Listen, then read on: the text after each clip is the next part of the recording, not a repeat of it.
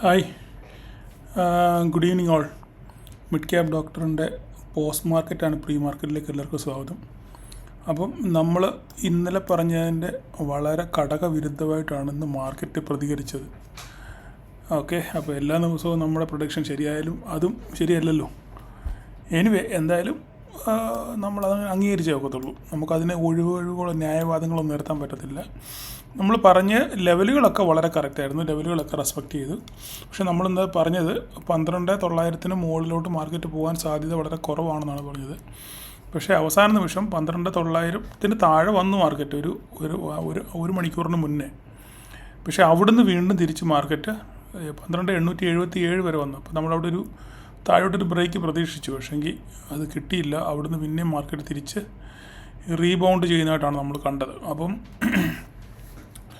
12,875 വന്നാണ് വന്ന് ബ്രേക്ക് ചെയ്യാൻ നോക്കി, പക്ഷെ നടന്നില്ല. പിന്നെ തിരിച്ച് മാർക്കറ്റ് കയറിപ്പോയി 12,936 വരെ മാർക്കറ്റ് പോയി. നമ്മൾ പറഞ്ഞതിനേക്കാൾ ഒരു 36 പോയിൻറ്റ് കൂടുതൽ മേൽ കയറിയാണ് ക്ലോസ് ചെയ്തിരിക്കുന്നത്. ഇപ്പോഴും സത്യം പറഞ്ഞാൽ എനിക്ക് വിശ്വസിക്കാൻ പറ്റുന്നില്ല. കാരണം എന്തുകൊണ്ടാണ് മാർക്കറ്റ് ഇങ്ങനെ മുകളിലോട്ട് പോകുന്നത് എന്നുള്ള ഒരു ക്യൂ നമുക്ക് കിട്ടുന്നില്ല. ഓക്കെ, എന്തിനോ വേണ്ടി തിളയ്ക്കുന്ന സാമ്പാർ എന്ന് പറഞ്ഞ പോലെ ഈ മാർക്കറ്റ് ഇങ്ങനെ ഒരു ലക്ഷ്യബോധം ഇല്ലാതെ പോകുന്നു. പക്ഷേങ്കിൽ ഈ പോക്ക് അത്ര ശുഭകരമായ സൂചനയാണെന്ന് തോന്നുന്നില്ല. ഇനി നമുക്കത് വരും ദിവസങ്ങളിൽ കണ്ടറിയാം. എന്തായാലും മാർക്കറ്റ് 13,000 പ്രയാണത്തിലോട്ടാണ്. അപ്പം നമുക്ക് കഴിഞ്ഞ പ്രാവശ്യം 13,000 നമ്മുടെ കറക്റ്റ് റെസിസ്റ്റൻസ്. അവിടെ വന്നിട്ട് ടെസ്റ്റ് ചെയ്ത് നേരെ തിരിച്ചു വരുമായിരുന്നു. അപ്പോൾ ഈ പ്രാവശ്യം 13,000 എന്നുള്ളത് വീണ്ടും അതിന് മുകളിലോട്ട് കയറിയിട്ടുണ്ട്. ഏകദേശം 13,240-50 ആ റേഞ്ചിൽ വരാനുള്ള സാധ്യതയാണ് കൂടുതൽ കാണുന്നത്. നമുക്ക് വരുന്ന ദിവസങ്ങളിൽ കണ്ടറിയാം എന്ത് സംഭവിക്കുന്നുള്ളത്. എന്തായാലും നാളെ 13,000 ക്രോസ് ചെയ്യുമോ ഇല്ലയോ എന്നുള്ള കാര്യമാണ് നാളെ നമ്മൾ കണ്ടറിയേണ്ടത്. അങ്ങനെ 13,000 ക്രോസ് ചെയ്യുകയാണെന്നുണ്ടെങ്കിൽ പിന്നെ നമുക്കൊരു അപ്സൈഡ് മൊമെൻറ്റ് നമുക്ക് കാണാം അവിടെ. ഓക്കെ, അതായിരിക്കും നമുക്ക് ഒരു പ്രതീക്ഷ നൽകുന്നത്. മാർക്കറ്റോട് സപ്പോർട്ട് ചെയ്യുകയാണെന്നുണ്ടെങ്കിൽ 13,000 ക്രോസ് ചെയ്ത് ഒരു 5 മിനിറ്റിൻ്റെ ക്യാൻഡിൽ നമുക്കവിടെ സസ്റ്റെയിൻ ചെയ്യുകയാണെന്നുണ്ടെങ്കിൽ നമുക്ക് നോക്കിയാൽ 5 മിനിറ്റ് അല്ലെങ്കിൽ ഒരു 15 മിനിറ്റ് നമ്മൾ വെയിറ്റ് ചെയ്തിട്ട് നോക്കുകയാണെന്നുണ്ടെങ്കിൽ നമുക്കൊരു അപ്സൈഡ് മൊമെൻറ്റത്തിൽ നമുക്ക് എന്തെങ്കിലും ചെയ്യാൻ പറ്റും എന്ന് തോന്നുന്നു. അപ്പോൾ ഇന്നത്തെ മാർക്കറ്റിൽ നമ്മൾ വിചാരിച്ച പോലെ കാര്യങ്ങളൊന്നും നടന്നില്ല. ഇന്ന് നമ്മൾ ലോസ് ബുക്ക് ചെയ്തു. ഓക്കെ, ബിസിനസ്സിൻ്റെ ഇതിൻ്റെ ഭാഗമാണ്. ഓക്കെ, ഓപ്ഷൻ്റെ ഭാഗമാണ് പ്രോഫിറ്റും ലോസും എന്നുള്ളത്. അത് ഞാൻ ഇന്നലെ പറഞ്ഞ പോലെ തന്നെ നമ്മൾ മാക്സിമം ലിമിറ്റ് ചെയ്യുക. നമ്മുടെ പ്രോഫിറ്റ് നമ്മൾ മാക്സിമം ലിമിറ്റ് ചെയ്ത് നമ്മുടെ നഷ്ടത്തെ പിടിച്ചു നിർത്തുക എന്നുള്ളതാണ് നമുക്കതിനകത്ത് ചെയ്യാൻ പറ്റുന്ന കാര്യം. ലോസ് വരും, ശരിയാണ്. പക്ഷേ ആ ലോസിൻ്റെ തീവ്രത നമ്മൾ കുറയ്ക്കുക എന്നുള്ളതാണ് നമ്മുടെ പ്രധാന ലക്ഷ്യം.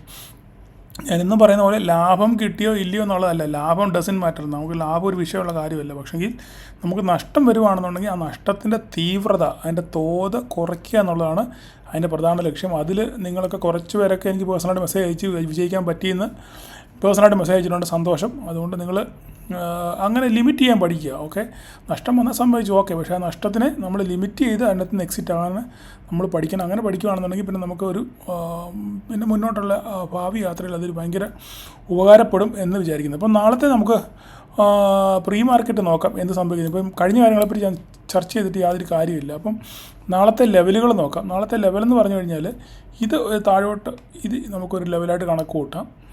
പിന്നെ 13,000 ഇത് രണ്ടുമാണ് നമ്മുടെ ഒരു ലെവല്. ഓക്കെ, ഈ 13,000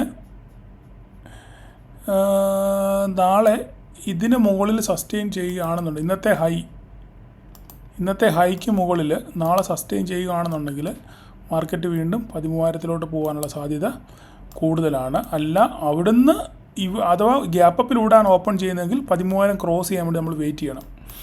13,000 ക്രോസ് ചെയ്ത് എങ്ങോട്ട് പോകുമെന്ന് തീരുമാനിച്ചിട്ട് വേണം നമുക്ക് അവിടെ ഒരു ട്രേഡ് എടുക്കാൻ. 13,100 നമുക്ക് വരച്ചിടാം.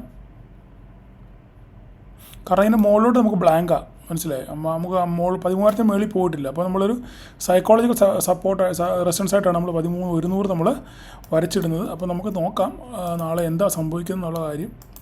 അങ്ങനെ പോവുകയാണെന്നുണ്ടെങ്കിൽ അടുത്ത 13,100 ചെല്ലാനുള്ള സാധ്യത നമുക്ക് തള്ളിക്കളയാൻ പറ്റത്തില്ല. പക്ഷേ മാർക്കറ്റ് സപ്പോർട്ട് ചെയ്യുന്നു. നാളെ മാർക്കറ്റിൻ്റെ ട്രെൻഡ് എങ്ങനെയാണെന്നൊക്കെ നമുക്ക് കണ്ടറിയേണ്ടിയിരിക്കുന്നു. ഓക്കെ, അപ്പം അങ്ങനെയാണെന്നുണ്ടെങ്കിൽ നാളെ നമുക്ക് ഇവിടെ ഒരു ഗ്യാപ്പപ്പ് കിട്ടുകയാണെന്നുണ്ടെങ്കിൽ ഇവിടെ വന്നിട്ട് മുട്ടി തിരിച്ചു പോവുമോ, അല്ല ഗ്യാപ്പപ്പ് കിട്ടിക്കഴിഞ്ഞാൽ ഇതിൻ്റെ മുകളിൽ സസ്റ്റെയിൻ ചെയ്ത് നോക്കിയിട്ട് മാത്രമേ നമുക്കൊരു ട്രേഡ് എടുക്കാൻ പറ്റത്തുള്ളൂ. താഴോട്ട് വരുവാണെന്നുണ്ടെങ്കിൽ ഇവിടെ നമുക്ക് താഴോട്ട് തന്നെ ഇവിടുന്ന് താഴോട്ട് നമുക്ക് നോക്കാം. ഇവിടുന്ന് തന്നെ താഴോട്ട് നോക്കാം.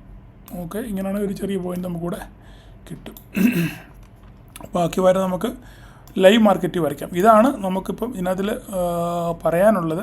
പ്രത്യേകിച്ച് ഒന്നും പറയാനില്ല. നാളത്തെ മാർക്കറ്റിൻ്റെ അവസ്ഥ നോക്കിയിട്ട് മാത്രമേ നമുക്ക് ട്രേഡ് ചെയ്യാൻ പറ്റത്തുള്ളൂ. എന്നാലും എൻ്റെ ഒരു പ്രതീക്ഷ മാർക്കറ്റ് തിരിച്ച് താഴോട്ട് തന്നെ വരും എന്നുള്ളതാണ്.